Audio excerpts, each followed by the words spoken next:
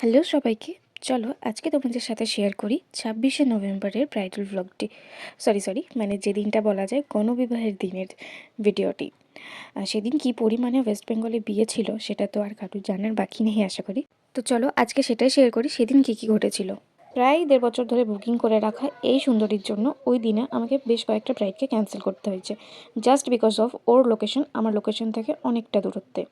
তো out of station হওয়ার জন্য ওই দিন আমি আর ওকে ছাড়া অন্য কোনো কাজ নিতে পারিনি।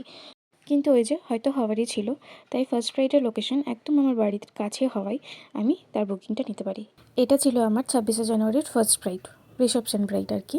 তো যেরকম সময় দেওয়া হয়েছিল, রিচুয়ালসের জন্য একটু লেট হয়েছিল, তবে ব্রাইড আসার পর কোনো রকমের কোনো ডিস্টার্ব হয়নি, খুব স্মুথলি আমাদের কাজটা কমপ্লিট হয়ে যায়। ব্রাইডের সেরকম কোনো ডিমান্ড ছিল না, ব্রাইডের কতটা পছন্দ শুধু এসে আমাকে এতটা বলেছিল যে যেন তাকে দেখতে সুন্দর লাগে, তারপর পুরোটা আমার ওপর। তো এই জিনিসটাও বেশ ভালো লাগে যে যখন ক্লায়েন্টরা তাদের ওই বিগ ডের জন্য আমাদের ওপর এতটা ব্লাইন্ডলি ট্রাস্ট করে। তো দেখতে দেখতে মোটামুটি বেস মেকআপও কমপ্লিট হয়ে গেছে, এবার হেয়ারটা করে নিচ্ছি। ক্লায়েন্ট এসেছিলো আমার কাছে একটা 10 থেকে 20 মধ্যে, আর এখন বাজে 2:07। তো যারা ভাবো যে আমরা কিভাবে বুকিং নিয়ে থাকি, মেকআপ করতে হয়তো অনেক বেশি সময় লাগে, তো এমনটাও কিন্তু নয়। হ্যাঁ, সময় তো লাগে কারণ এগুলো খুবই সূক্ষ্ম কাজ, সেটার জন্য একটু সময় নিয়েই করতে হয়, কিন্তু ওই আর কি একটু হলেও হাতের স্পিডটা যদি ঠিকঠাক থাকে তাহলে একসাথে দুটো ব্রাইড কিন্তু অনায়াসে করা যায়। তো এটা নিয়ে ভয় পাওয়ার কিছু নেই, শুধু এটাই বলবো যে টাইমিংটা দেওয়া হচ্ছে সেটার থেকে খুব জোর হয়তো 10-15 মিনিট লেট হতে পারে, কিন্তু তার বেশি লেট করো না, তাহলে আমরাও সাফিসিয়েন্ট সময় পাবো, আর তারপরে যে নেক্সট ব্রাইড রয়েছে তাকেও আমরা সময় মতো সুন্দরভাবে সাজিয়ে তুলতে পারবো।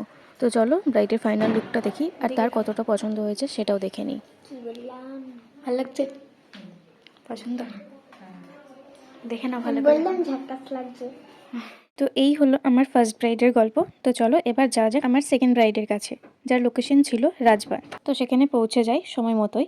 এখানে ব্রাইড মানে আমার বন্ধু অর্পিতা, ও চেয়েছিল ও রিসেপশনের জন্য একটা মডার্ন গ্ল্যাম লুক, যেটা কিনা হবে ওপেন হেয়ার্সের সাথে সিঙ্গেল প্লেট শাড়ি পরে। তো আমি সেই অ্যাকর্ডিংই করার চেষ্টা করেছি, যেহেতু পার্টি মেকআপ ছিল তো সেজন্য ভিডিও ক্লিপস খুব একটা নেওয়া হয়ে ওঠেনি, যেমনটা হয়ে থাকে আর কি কাজের মধ্যেখানে।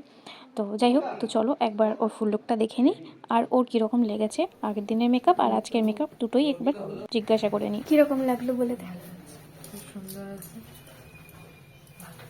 কাল কীরকম লাগছিল? কি লক্ষ্মী ঠাকুর সামথিং কিছু বলছিলি? এই হচ্ছে ব্রাইড গ্রুম একসাথে। তো চলো আবার দেখা হচ্ছে নেক্সট কোনো ভিডিওতে। Till then tata.